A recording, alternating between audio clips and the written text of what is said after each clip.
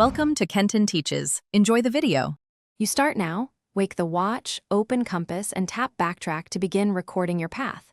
Once you grant motion and precise location permission, the watch will log GPS points. Make sure your wrist sits naturally.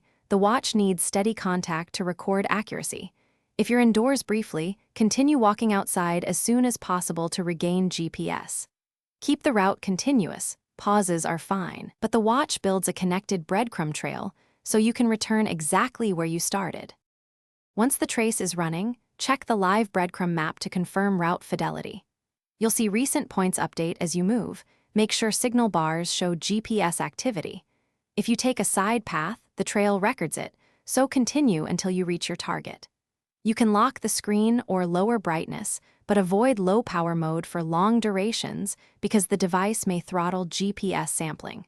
Make small course corrections deliberately. The Backtrack algorithm stitches points, so steady motion yields cleaner results.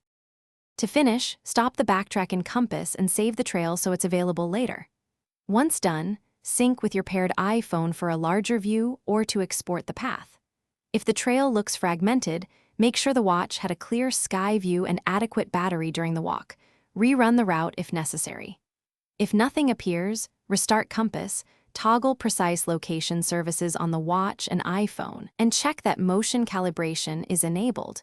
Then retry the Backtrack to recover reliable data.